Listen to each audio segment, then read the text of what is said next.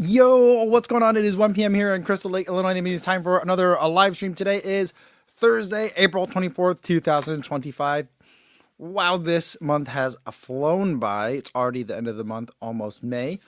And I just got back from the Boston Marathon, and I am very thankful that I'm not in London trying to attend the London Marathon like I did last year. Not that I didn't enjoy my time there, not that I wouldn't love to go again. It's just doing those two races in a row is so exhausting. I'm exhausted just from the one marathon, and I didn't even race over the weekend, but I had a fantastic time. I'll tell you guys all about it, answer any questions that you guys might have, and we'll also add a new shoe to the shoe sheet. We got the Puma Fast R3, so we can talk about that shoe as well. But first, let's say hi to everyone listening on the audio-only version on the podcast.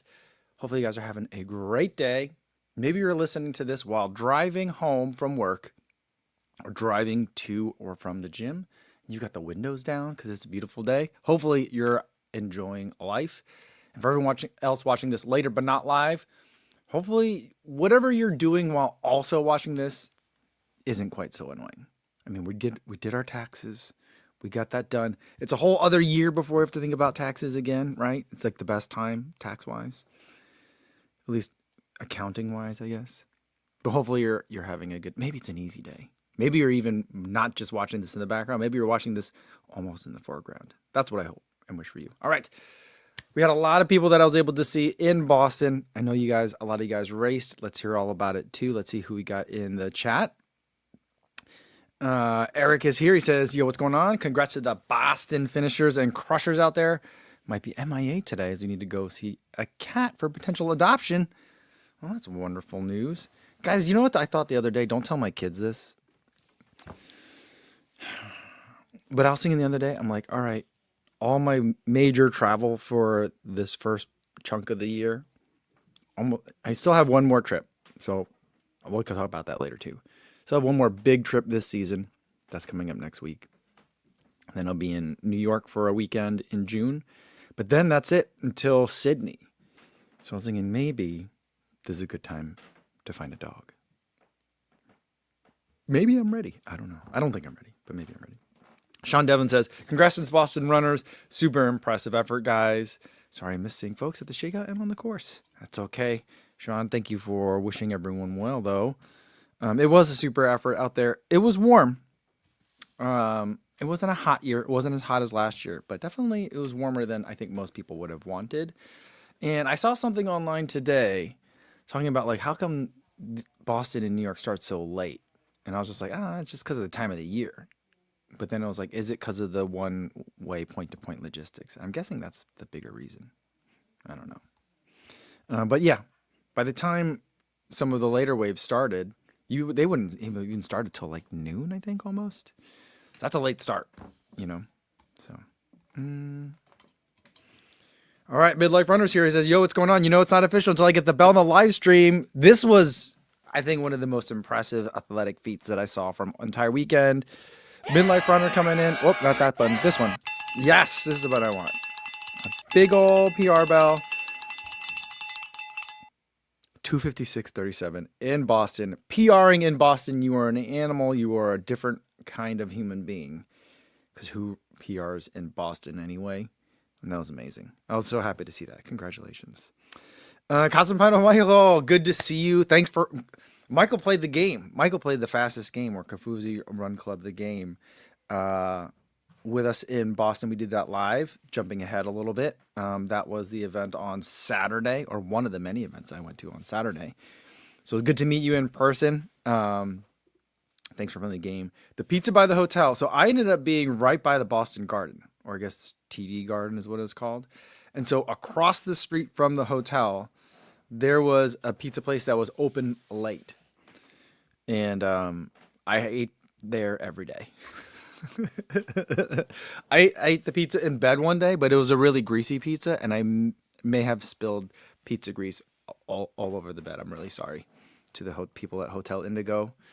I'm sure that was very alarming when you saw those pizza stains, but sorry about that. But it was good. It was good. I did go out to some evening events while I was there. So, yeah. So Thursday night, what did I do Thursday? Thursday night, was the first day that I got in. I went for a run right away, and then I went to an on event.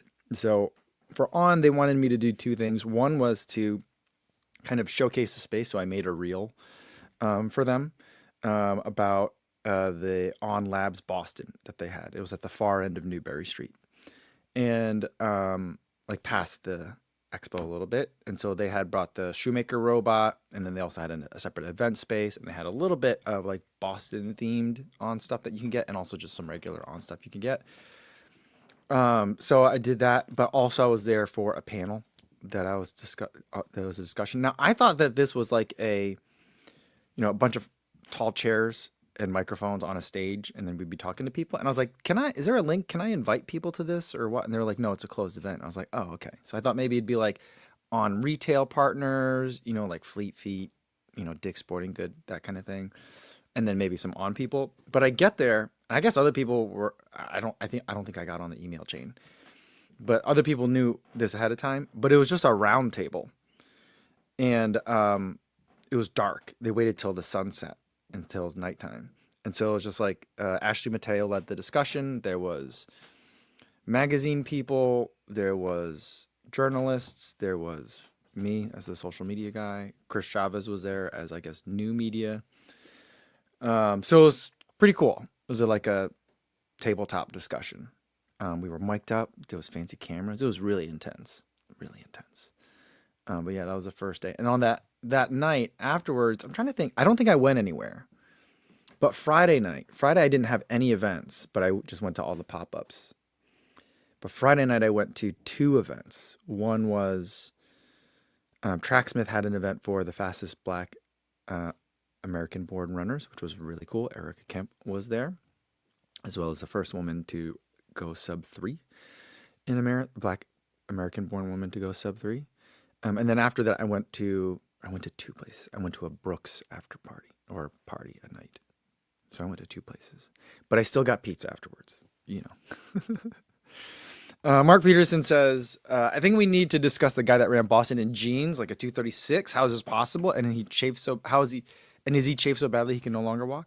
So I don't know if it's the same guy as last year, and I should probably look into this, but I don't. All right, I gotta write this down. I do need to look into this. Sorry, banana. So last year, Matt Meyer, who I met through Ashley Mateo, he's a runner and a coach out of Boulder. He ran the marathon. And what I thought was funny is like that dude is super fast in that 236 range, right? I don't know his exact PR, what time his time was, but he came in and I was giving him a hard time because was filming him coming in, and then I noticed later in the footage that there was a banana that had finished just ahead of him.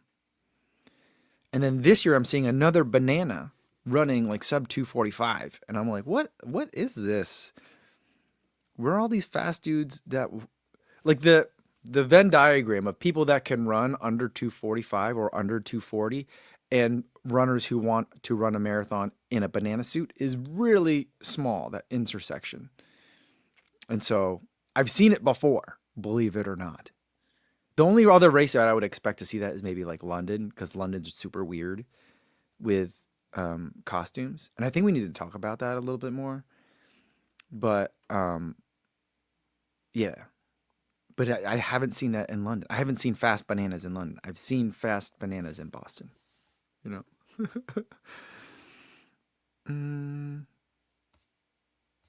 Stevie76 says howdy in front of Big Ben. Man, I do wish I were there. And I know I'm going to really be like, man, I should have been in London this week. But there's just no way I could have handled it, that much travel.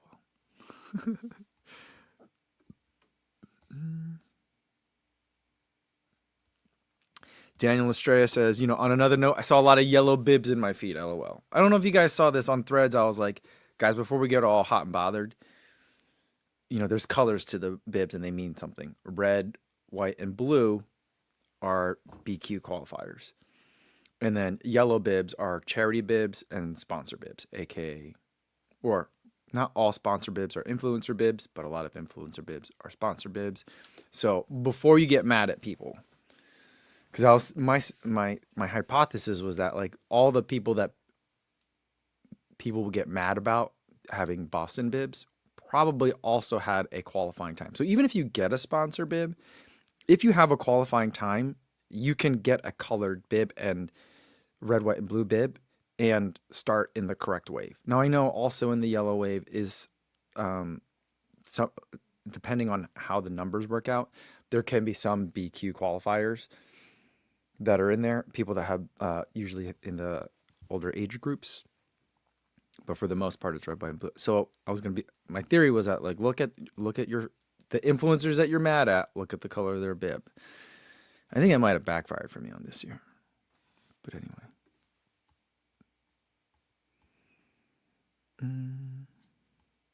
Thomas Nguyen is here. He says, "Hey, cousin Cohen and KRC fam, just started training for Peachtree. Is it time to start training for Peachtree already? Peachtree's not till 4th of July. It seems like so far away, but I guess we're almost in May, you know."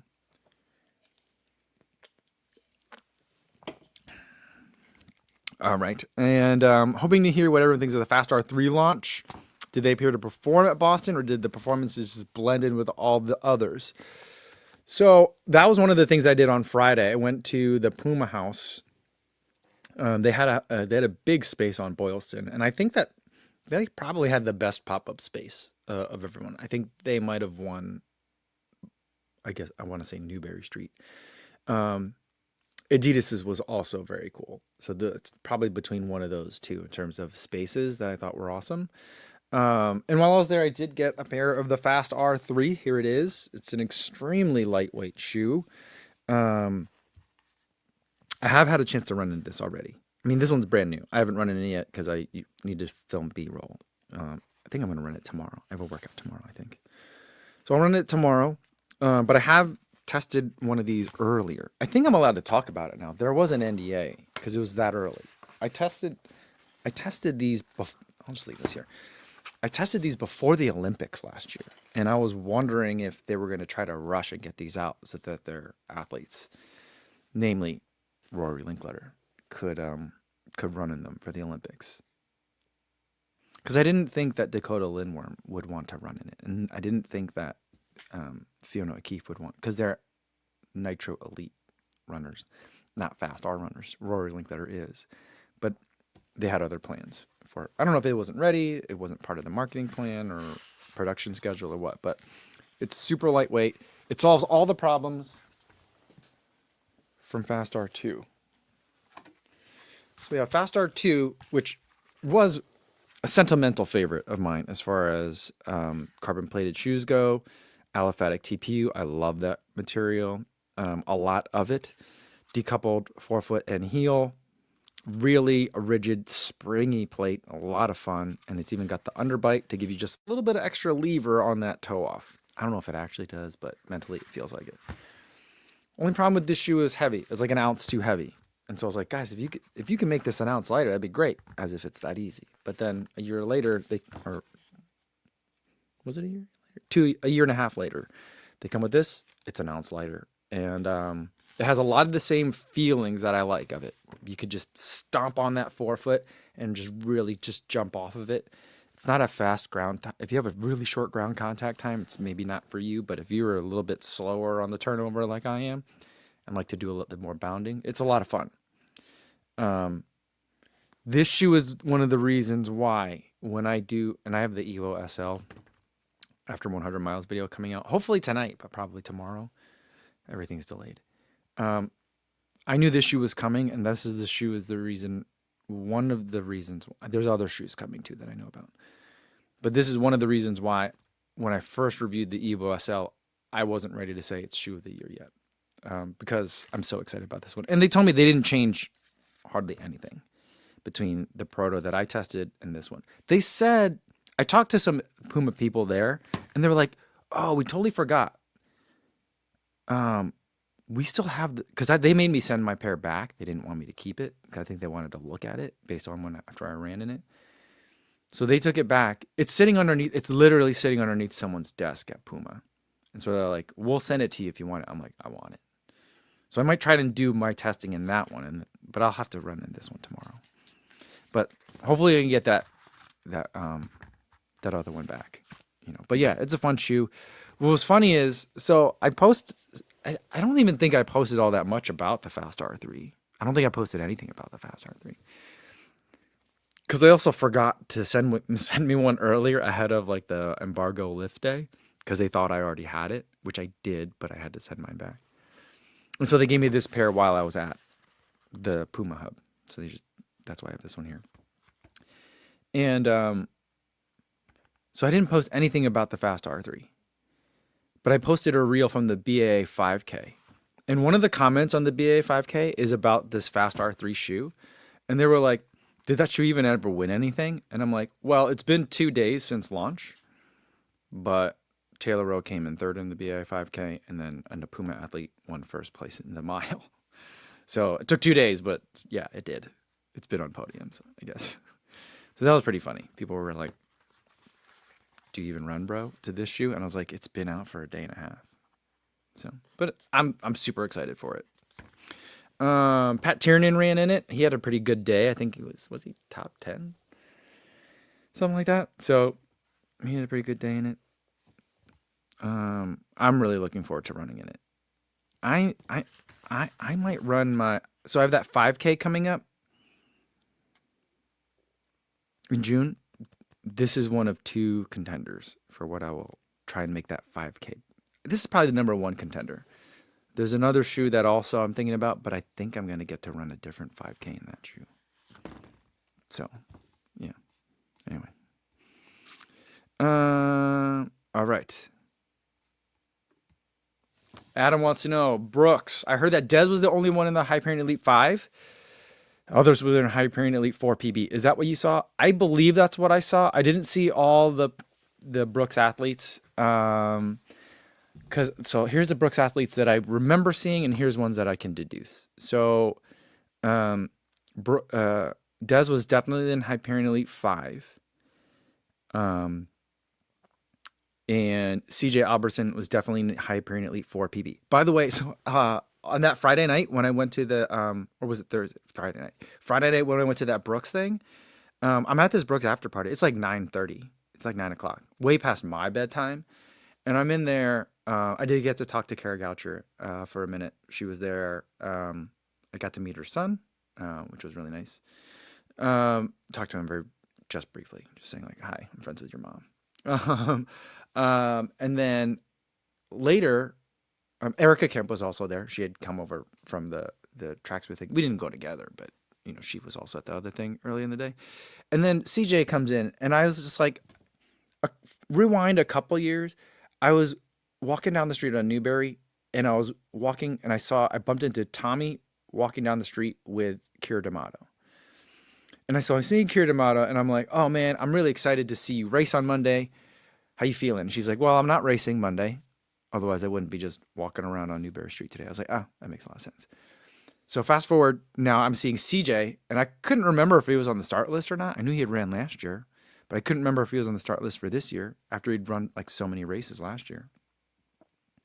But I'm seeing him at this party, and I'm like, oh, you must not be racing. I'm like, hey, what do you got? What do you got coming up next? I'm really excited to see what you're going to do in 2025. And he goes, well, I'm running Monday. So I was like, oh, I should have known that. I felt bad. But I asked him, does he like Hyperion Elite 4 PB or Hyperion Elite 5? And he is definitely a 4 PB guy. And I saw that myself with my own eyes. So I can confirm. Jess McLean also is a Hyperion Elite 4 PB person. I've asked her about that previously, and that's what I saw as she crossed the finish line. I don't recall seeing Zach Panning cross the finish line, but I know he's a Hyperion Elite 4 PB guy. So there seem to be 2 very strong camps. Dez, Erica Kemp, like the Hyperion Elite 5, and a lot of the Brooks runners like the Hyperion Elite 4 PB, which may make sense. It makes a lot of sense to me because, like, if you're going to sign with Brooks, you got to like the product. So I'm guessing, like, Hyperion Elite 4 PB, I haven't tried the Hyperion Elite 5, but I think the Hyperion Elite 4 PB will match more towards, like, this makes sense as a race shoe if you like the other Brooks shoes. But I'm hoping that Hyperion Elite 5 is more like, this is the kind of shoe that I would like. I normally don't respond well to the regular Brooks shoes. So, yeah, that's what I remember. Sorry, that was a long answer to that question. Joe Carter says, "What's up, all? Definitely caught the Boston bug this week. Plan to run it for the second time in 2026." I mean, I can definitely understand why people want to run that thing multiple times. All weekend long, I was like, I'm glad I'm not running on Monday. But then, like this morning, I woke up and I was like, maybe I should try to run this race again. I'm definitely going to try to BQ. BQing every year is going to be kind of like my, I guess, fitness goal for a lot of years. But I don't know that I'll run it again. I was even thinking like I might not come back because I don't, as I talk about all the time how I don't like telling the same story over and over again. And I've already been to Boston 3 years in a row now. And I'm like, what else can I tell? But I'm like, I don't know. Maybe this isn't maybe next year it just doesn't become a runner's weekend, and maybe I just make reels. So far I've made like 8 reels from Boston, and that's been really fun and manageable, and it hasn't felt like a ton of work. So maybe I'll do the same thing. Maybe I'll do that next year, a short form story only. But um, I don't think I can not go. It's a really great chance to meet so many of you guys, and I get to spend time with all my favorite people that I work with, both on the social media side, but also on the brand side too. So it'd just be hard to not go back. But it has so much gravity to it. It just draws so much energy, time, attention. So I don't know. We'll see. Um, JC says, if you get a dog, let's play guess the breed or a mix or a mutt or whatever. So there's a rescue in Crystal Lake that I've been following their Instagram account for a while, and they seem to have a lot of dogs that I was like, oh, I could adopt that dog. I wouldn't mind having that dog, So I'm like, they got a lot of dogs, so it'd probably be a rescue. That's what I'd like to do. I don't want to potty train any more things in my life. So Colin says, yo, what's going on? My first marathon on Sunday. I think I want this sound. Yeah, Colin. I'm excited for you. I'm so excited for you. What's the race shoe going to be? That's what I gotta know. And Martha, I got to see Martha at the Shakeout on Sunday, so it's good to see you, Martha. She said, I didn't run a PR, but my second fastest time and 15th in the age group, which had 71 finishers. Congratulations, Martha. That's great. Awesome.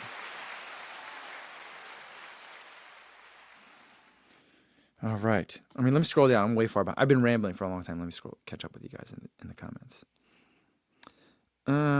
Sleeve Singer says, yay, a rescue. That's awesome. Too many unwanted puppies in the world, and rescues know when they are been rescued. You think so? I mean, I hope they know that, but I don't know. It's okay. And Colin says he's going to run into the Super Blast 2. I think that's a fantastic choice for you. That's awesome. And Martha says, don't not go back to Boston. Yeah. It would be really hard to say no, but like, I don't know, maybe I just have to do it in a way that's not so draining to me. I don't know. And Calvin says, so what you're saying about the Hyperion Elite is that the 5 might be like the Sky Paris versus Edge Paris for the 4PB, just I guess so. I think that's what's going on with those two shoes. Yeah. So, I mean, basically like Edge Sky is kind of how I'm looking at all the brands that have more than one shoe, right? Like I feel like it kind of lines up nicely with Alphafly Vaporfly. I did order a pair of Vaporflies today, guys. And Streak Flies. I bought a women's pair of Vaporflies, but it had like women's/men's sizing on it. So it's a women's colorway, but it had women's/men's. I don't think I size them different. I think it's just different colors. But anyway, that'll be coming soon. Like Saucony has Endorphin Elite, Endorphin Pro. A lot of brands have 2. I guess even New Balance has like the SC Pacer and the SC Elite, but I think that doesn't really line up as well. They just have 2, but I don't know.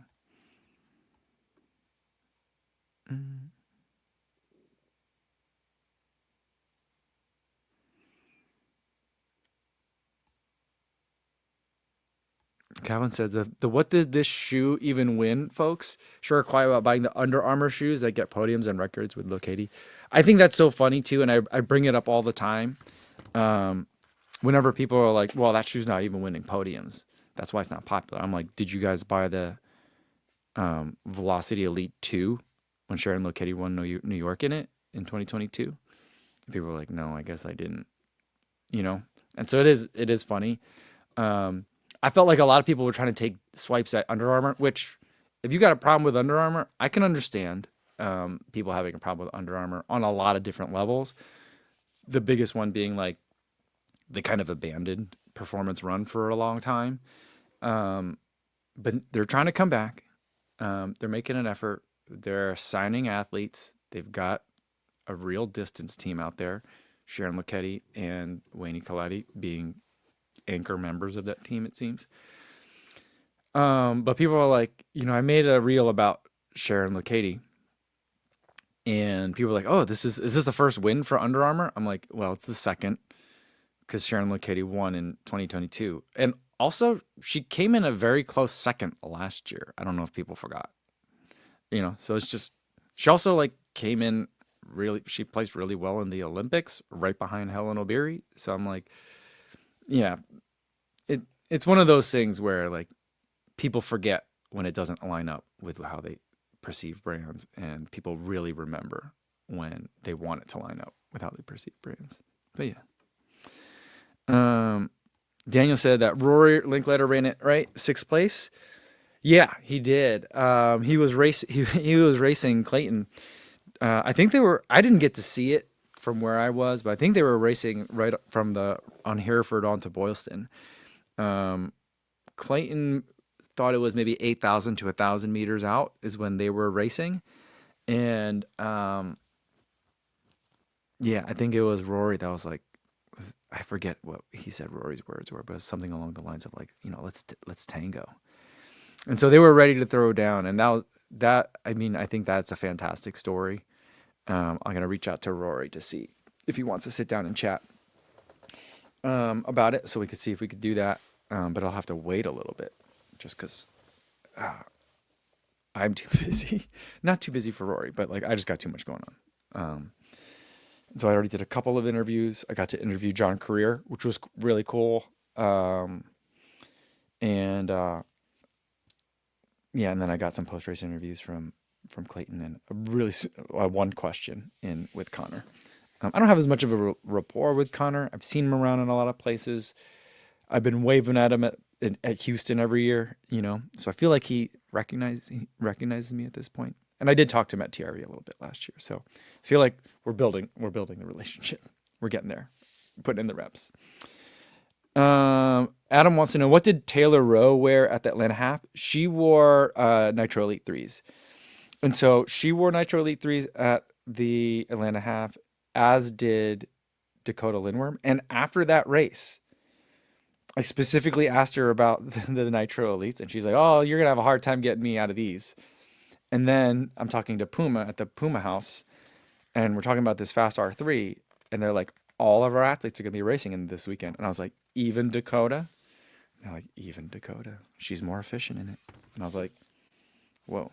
And so, she came in 4th American, so that's a pretty good day.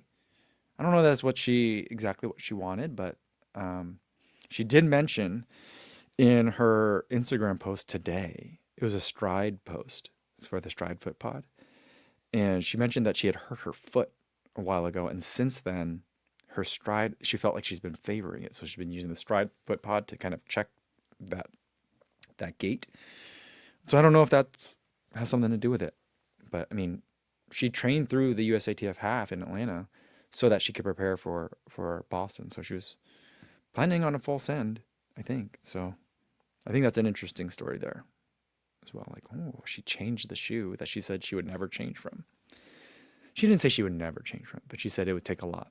So maybe she does like it that much.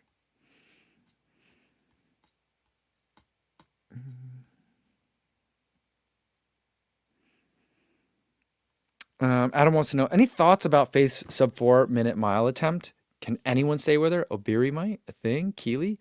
So here's the thing. We talked about it a little bit on the Relay podcast yesterday, and I didn't know anything about it. I don't get the Nike PR emails. And so, like Peter Bromka knew about it and Tommy knew about it. It had already been announced by the time we recorded, but they knew about it a little bit ahead of time. And but they didn't know much about the logistics. So I was like, well, if we looked at breaking two, they did all these things. Like, we don't care if we make it an unofficial race. We just want to see if it's humanly possible. So we'll swap in and out pacers. We'll hand you your hydration on the run, so you don't have to pick it up from a table. Like all these things that were like make it technically not legal. And I was like, what do you do for a 4-minute mile attempt? Do they switch in and out pacers? I mean, at that speed, that's got to be crazy. The choreography for that's going to be intense. But I'm wondering if that's what it is. Like they get a different pacer for every lap or something. Then you could get a lot of people that could keep up with her, I think. But I haven't heard anything for sure, so that's my speculation. I don't know. Matt Chittum brought up the point that her mile PB, well, her time is like what, a 3:49, right, for the 1500, and her mile PB is a 4:07. So she has a long way to go. She is incredibly fast and incredibly hardworking and incredibly gifted.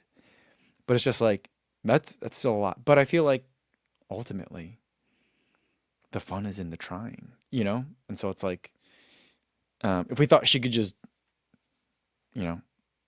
hammer it out, they'd probably just do it in a race. But making this spectacle of it, I think, I think it'll be good. It'll be fun. It'll be fun to watch.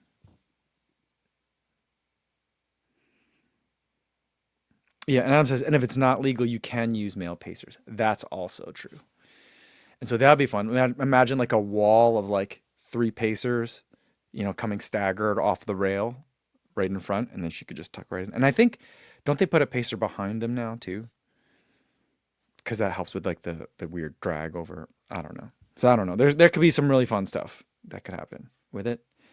And I think that adds to the. I personally, I enjoyed that they make it like let's see if we could do it not legally first. Because that's like, all right, rule book's out. Let's just make sure it's a straight up race, or just like let's see if we can cover the distance and the time. I find that fun. It almost like YouTubeifies it. Like, here we're gonna do this game today, but here are the things that we're changing. So I kind of like that. Mark says it was a huge day for Minnesota women in Boston. Andy Frisbee, Emma Bates, and Dakota all in the top 4 for Americans. It was a good day for Minnesota. And Andy Frisbee had a really good day, and I knew she could have a good day. I felt really good about it. Guys, can we talk about my? I'm not gonna get over this for a long time. Well, I guess until the next race, and then when I got it completely wrong. But I made some predictions the morning of the race of like how I thought things were gonna go, and I predicted that Lokedi was gonna win, beating Helen Obiri would come in third. I thought Edna would come in. Obiri came in second, and then I thought Obiri would come in. No, oh, goodness, let's try this again. Lokedi would come in first. Helen Obiri second, and I thought Edna Kiplagat would come in third, just like she had come in third last year. That didn't end up being the case. But I also said my wild card pick was Jess McLean. Basically, all my wild card picks I picked Americans, because I thought they might have a chance on the podium. So I didn't want to just say top American.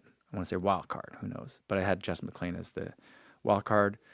Felt like she looked okay in Atlanta, but she had a strong showing in New York. And coming out of Atlanta, she was like, my goal is to be top American. So she was gunning for it, So I just had a good feeling about it. I feel like she's just been racing so strong overall. So I felt good about that. On the men's side, I picked John Career to win. Who would I have in that second and third? I don't remember, but I picked John Career to win. That's the main thing. And then I had my wild card pick as Clayton, because I thought this would be the race at Clayton. Clayton beats Connor, but Connor had an amazing day too.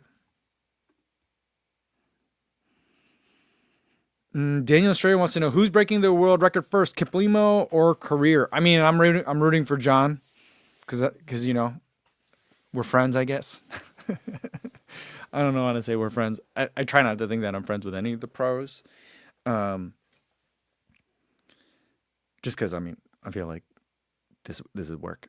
But I have a good relationship with a better relationship with certain athletes than others, and I felt like I just had a chance to talk with John. John's agent is Howie Kofleski, and Howie's always been super nice to me.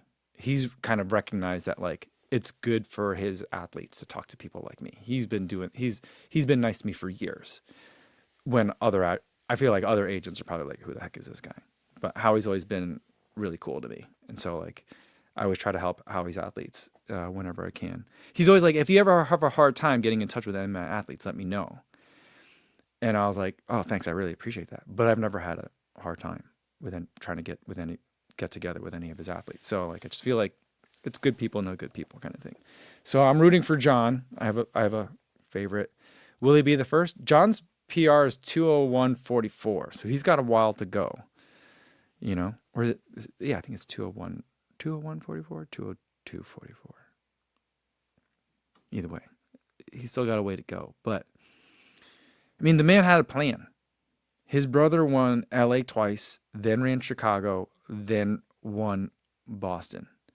He came through a couple of years later, ran LA twice, won Chicago, won Boston. And I asked him, he said that was the plan from the beginning, go to LA first. And so if he's saying he's got a plan now for a world record, I think he's going to get there. So, yeah, this was fun. Eliza wants to know if we cleared anything from the bingo card yet. Let me find the bingo card. We did one because I broke my own embargo when it came to the what was it? The rabbit hoodie. I wasn't supposed to talk about it yet, but then I talked about it. Let's see. Des did not beat Dakota is on my bingo card. Des beat Dakota is on my bingo card. That wasn't it.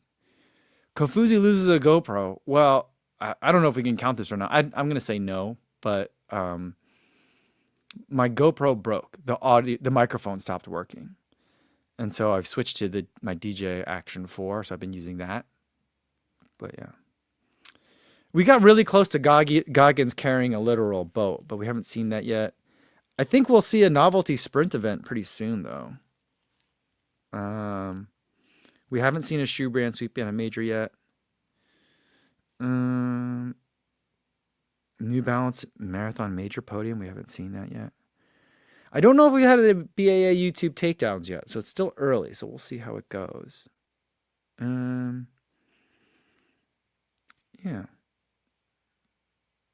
New lightest shoe on the spreadsheet. We do have a new lightest shoe on the spreadsheet, don't we? So I think we'll have to. I think we got two lightest shoe on the spreadsheet, and maybe Kofuzi loses a GoPro. You know what we are online for? Ben Johnson running more marathons than Matt Fox. Oh, and Goat broke a U18 record. So I think we got. We can't wait on. We got a Ben Johnson thing. We got to wait till the end of the year. But I think Gout breaking the U18 record. I don't know if I'm saying his name right. I'm probably not. I lost a GoPro, and I broke an embargo. Brooks winning shoe of the year is on there too, but I don't see it happening. Not in the year where there's an Evo SL, a Fast R3, and then the other shoe that I'll be able to talk about in like a month. Yeah. So Calvin says, I think we can pencil that one in about Matt Fox. Yeah, I had a conversation the other day with people who didn't know, and I was like, I thought everybody knew about that at this point, but I don't know. Calvin, do you think that the shoe of the year is going to be Streak Fly 2? I don't think it's. You said LOL at the end of that, so I don't know if you're serious, but I don't know. Martha says, speaking of falls, somewhere in the first 5K, a tall guy fell, did a perfect somersault, and just kept running, and everyone else around was gasping. That's amazing.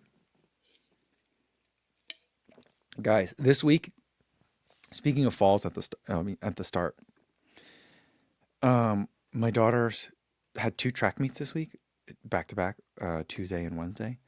At the one on Tuesday, I mean, it's a middle school track meet, you know, but at the one on Tuesday, these meets are 7th and 8th grade girls and boys. For the mile, they just said, everyone running the mile you're in this heat. So there was like 40 kids on the waterfall start. And I was like, oh, and this track happened to be on a blacktop. And I was just like, oh, please nobody fall. Please nobody fall. Nobody fell, which was fine. It worked out. It was okay. Um, but, and that's because at this age, like some kids have hit puberty, some kids have not. So like within the first 20 meters, it's already strung out. So it ended up being fine. But in the 800, they did the same thing. There was even more kids. There was a line of kids from like the 50-meter mark all the way to the 200-meter mark. So it was wild. And one of the kids on my daughter's team, she usually races in spikes, and so she only had a pair of like the on cloud. The one. Well, it's not here. The one that doesn't have laces or has laces but they're not tied. She had those, and so she was running her 800-meter in those. Remember, this is junior high. And someone like kind of stepped on the back of her shoe. And so her foot came out, it didn't come all the way off, but her foot came out and she was like hopping a couple of times and then had to like reach down and put her shoe back on. And then she ended up being in like last place for a little bit. And then she had to race to get back up to the front of the pack. But yeah, that was a lot. I'm surprised no one fell. I was astonished. Yeah. Mark says, I ran a JV mile with 45 kids once. I fell in the first 100. That makes sense. They didn't stop the race. Yesterday at the mile, which they actually ran like 7th and 8th grade boys and girls separately. I think they might have done 7th and 8th. I don't know. For one of the events, they did 7th and 8th grade girls together. I think for the mile. But then for the 800, they did boys, girls, 7, 8. For the boys, like 7th grade, 800, I think, someone fell and they called it back. Which I was like, oh. I didn't know that they did that at this level. All right. Adam wants the sheet. Okay. Let's take a look at this sheet for the Fast R3. Let me get it set up. It's going to take a minute. Because I got to get my shoe sheet ready. Here we go. And then share it. Still takes way too long. Okay. All right. So we got the shoe sheet here. This shoe has a bunch of stuff in it. Okay. Got some. Okay.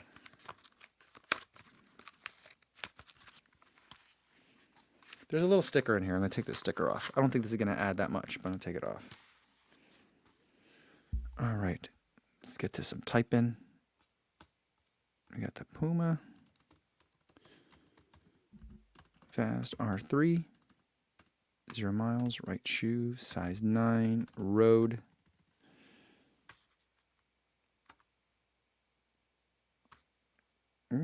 Really light. There we go. I love to see it. I'll have to check my notes because I feel like these numbers are slightly different than what I had in the proto that I tested. But the proto that I tested was all white, so there wouldn't have been any paint on it. I don't know that this is all attributable to paint, but this shoe comes in on my scale at 6.1 ounces and 174 grams. It's not even the lightest shoe that's on the shoe sheet, but it is a light one. And oh yeah, we did have a new lightest shoe on the shoe sheet. So that's one that can be added to the bingo. Shoe sheet. Okay. Yeah, we have 2 new lightest shoes on the shoe sheet. We've got last time we weighed the Adios 9. That came at 5.8 ounces. There's no plate on that. There is a shank in there, and it's super low to the ground. I'm not even sure. I just ran in it, guys. I'm not sure that I could even run a 5K in that shoe. It feels like a 3K shoe or like a road mile shoe. It just feels like I'm running in a slipper. It was fun for hill sprints. And then right now the Fast R3 coming in lighter than the Metaspeed, lighter than Vaporfly. lighter than the Deviate Nitro Elite 3 by an ounce. Look at that. So the Nitro Elite 3, that's 7 ounces.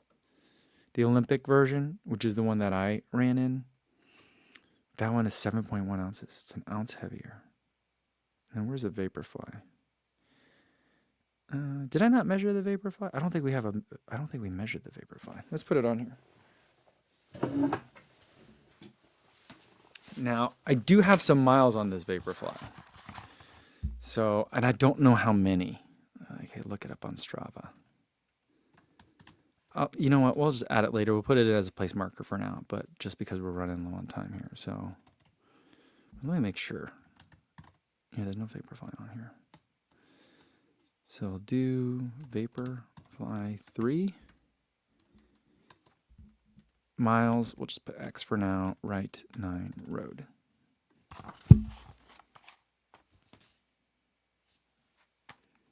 Okay, we got some grams here. Same number twice. Same number twice. Okay. The Vaporfly 3, now this has 10, 15 miles on it. Not a lot. 6.6 ounces and 188 grams on it. So let's sort that. Put that at the top. Yeah. There we go. So it's lighter than Vaporfly, Metaspeed, Puma Nitro Elite. Lighter than that Anta 6 Pro shoe. I like seeing light shoes. This is what I like to see.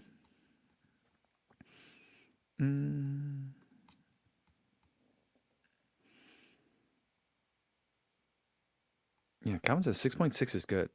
I mean, 6.6 for the Vaporfly 3 is really good. Because remember, like the first Vaporfly Next seemed like there was a lot of extra shoe there. I didn't mind it.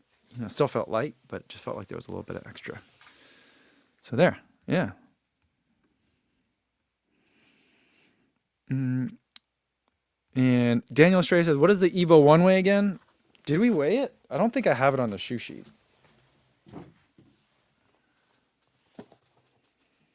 It's over somewhere else. I don't know where my Evo 1 is. I was filming it today because of the Evo SL video. It's normally right here, but I moved it. Where did I move it? Oh, it's in here. Now this one is filthy. So this one has some extra weight on it. I think we're at about 60 miles on this shoe. But let me see. I don't think it's on this sheet. I don't think we had the sheet. Yeah. When we did this. I think I'm at about 60 miles on this shoe too. And mine is absolutely filthy. I don't know if you guys saw, Adidas announced the Evo 1 version 2. Is that what they're calling it? Or is it Evo 2? I can't remember. I thought I remember someone saying it was Evo 1 version 2. Like Cielo X1. But then I got an email from Adidas PR calling it Evo 2 today. But that one calling it Evo 2 was a correction from when they called it Evo 1 on the first email. I don't know. So, yeah. But I can look at it on Strava later. But, yeah, this is bonkers. The Evo 1, even this dirty one that has a lot of dirt weight on it, 4.8 ounces and 138 grams. So that is, I mean, I think we just destroyed that bingo cell. We definitely have a new lightest shoe on the shoe sheet. Yeah, so that is the lightest one. 2 Adidas shoes at the top. Sorry, I thought you guys were looking at it too. Here we go. Yeah, 4.8 ounces for mine, even with all this crusty road grit on mine. But yeah. So that's fun. All right. But yeah, I mean, of the shoes that are, well, I guess Evo 1, 2, or Evo 2, whatever they're calling it. I think that drops April 25th. What's today? 24th. So it drops tomorrow. Of the shoes that are out today, I think Fast R3 is in the lead. I think there's going to be, the next 2 weeks are going to be interesting. Although the shoes that I'll be able to tell you about soon, I don't think are coming out till later in the summer. Maybe I'll run. Maybe I'll run Sydney in those. But yeah, it's a good year for racing shoes. It's a really good year for racing shoes. All right. Um,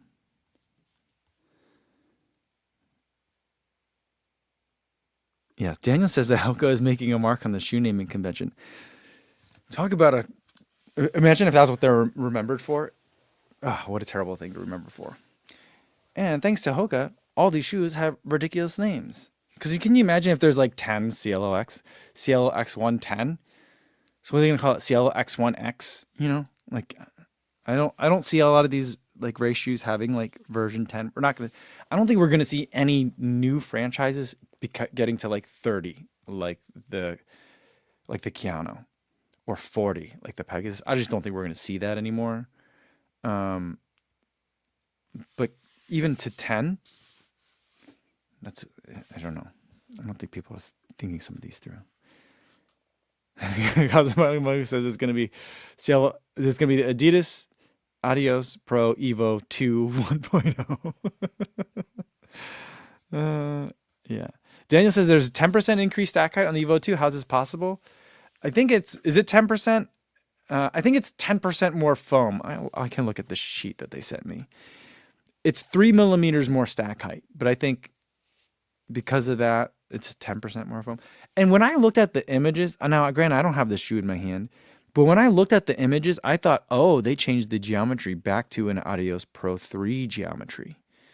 And I was super excited about that because I'm like, I think that for this foam, that might work better. But the press release that I read said that it was the same rocker geometry as last year. So it's pretty much the same shoe, more foam. So, yeah.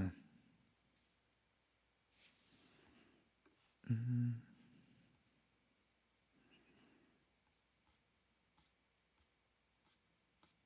Yeah, Adam says about that shoe weight, there's more dirt but less rubber. That's true. Mm-hmm. Alex says it's in the 4-foot. Did they change the drop? Alex, did you get a pair of those? Alex, are you in London right now or are you at home?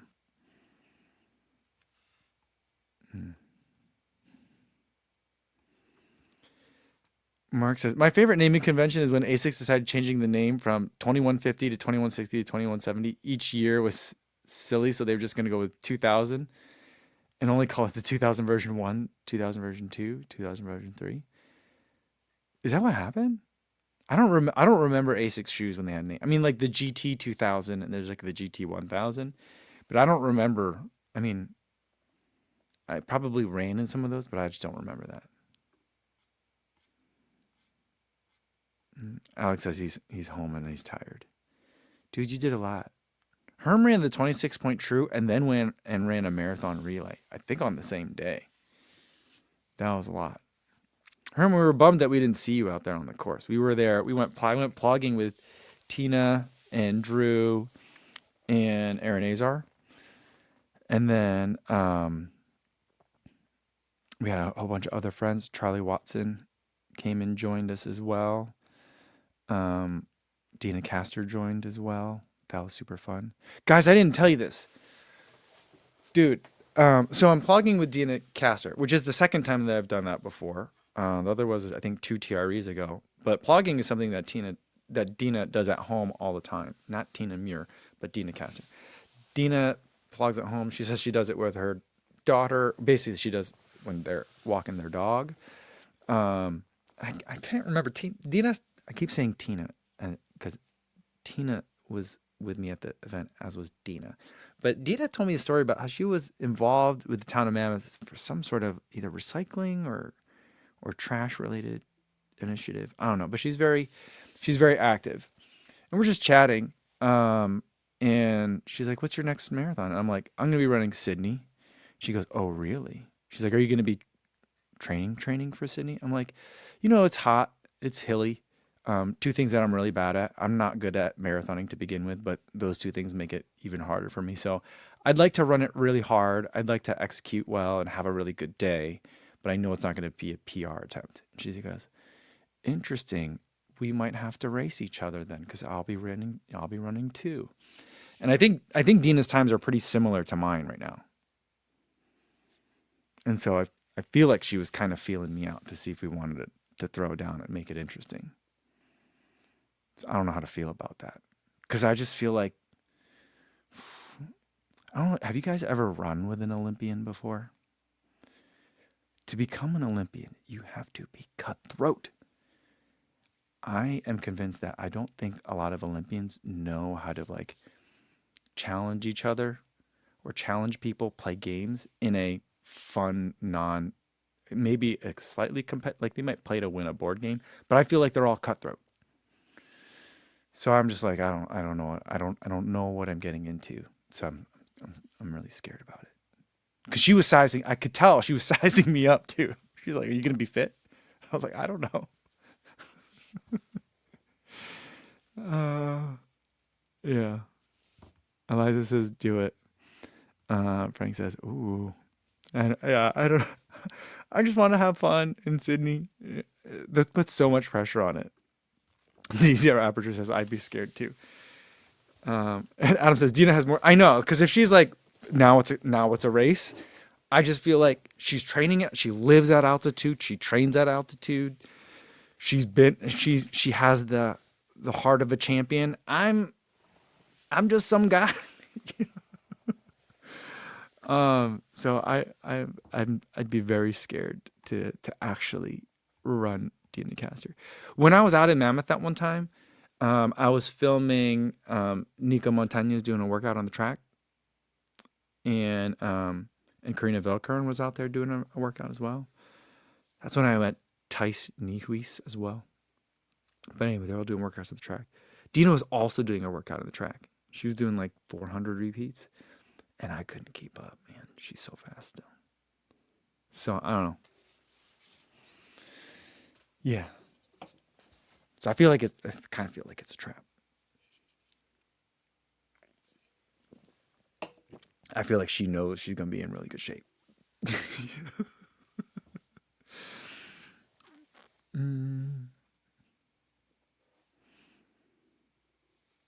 Martha says, I earned another age group championship invite for 2027. Congratulations. Yes. And Martha is waiting with bated breath to see where it is. If it's not London or Tokyo, Dad, I'll do it. I hope it's one of those two. Where has it been recently? It was in Chicago recently. It was in London a couple times though, wasn't it? I thought. Wasn't it like London, Chicago? It's never been in New York. I think it'd be great if it went in Tokyo. But I feel like it's going to be Sydney just to get it. Didn't they do the age group championships in Sydney last year? I don't know. The whole age group championship thing isn't that old, right? So it's like it's only been a handful of years. But I don't know. Yeah.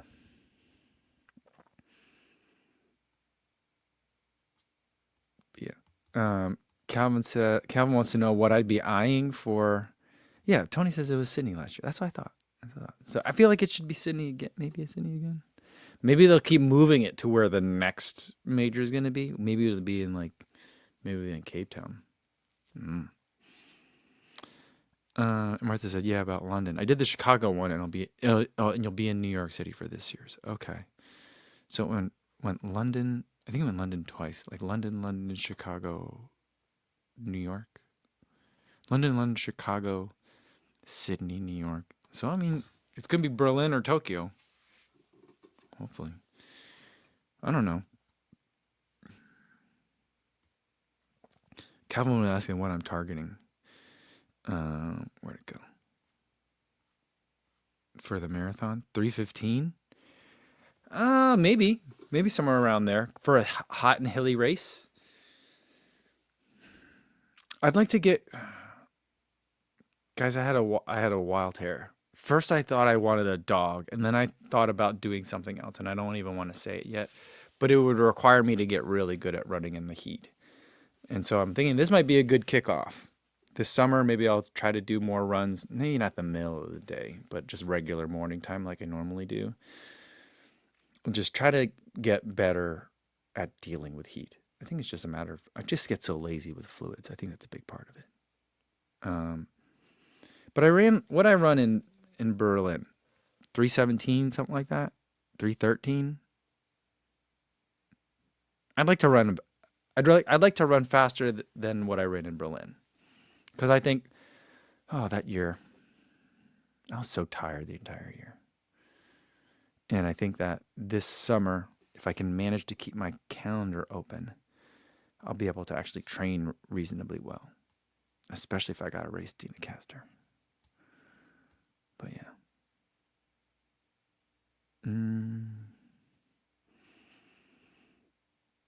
All right.